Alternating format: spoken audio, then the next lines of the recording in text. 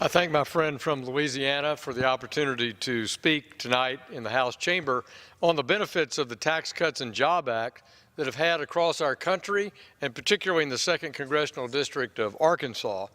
Like most Americans and Arkansans, we are all today actively benefiting by the Tax Cuts and Jobs Act signed by President Trump at the end of last year through lower withholding rates.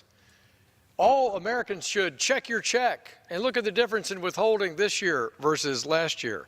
A streamlined tax filing process, doubling the child tax credit, a doubled standard deduction, Mr. Speaker, that now says that 9 out of 10 Arkansans living in the 2nd District can file a simple tax reform and not have to go through the paperwork of itemizing.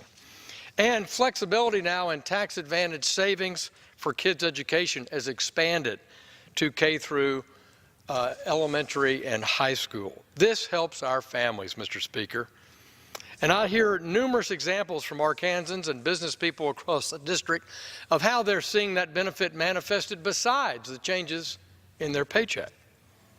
My friend Mr. Crawford referenced Entergy, and all C Corps that are utilities in this country are required to share the benefits of our tax cut directly with the households in their electricity bills, their gas bills. Those rates are falling, directly proportionate with the reduction in tax cut rates, to the point that Arkansans will save about $20 a month on a typical electrical bill. I had a woman write me just a few months ago, right after the law passed, saying that she checked her check in February on withholding, and she found that the change in withholding now paid for the health insurance premium that she's covering for her daughter.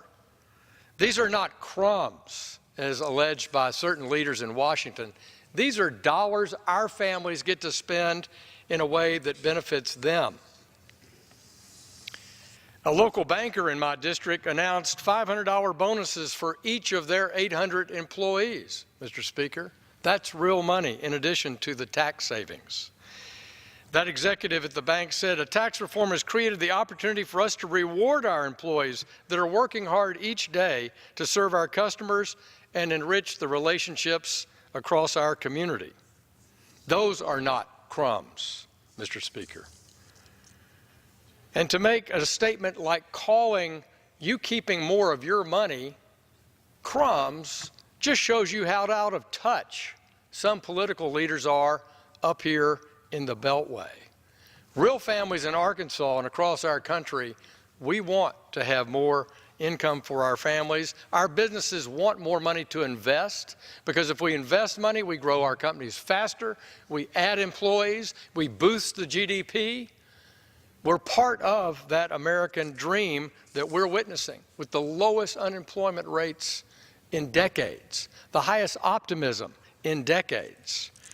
So Arkansans and Americans should know that House Republicans are working hard on policies to complement the tax reform package to help them keep more of what they earn. I commend my colleagues for the work that we've done to bring American families and businesses tax relief. For years to come, there'll be benefits from the Tax Cuts and Jobs Act. It was a long wait for 30 years to get this change, but it's reminiscent back in 1963 of President John Kennedy, when he argued for tax cuts, stating the goal is to achieve the most prosperous expanding economy.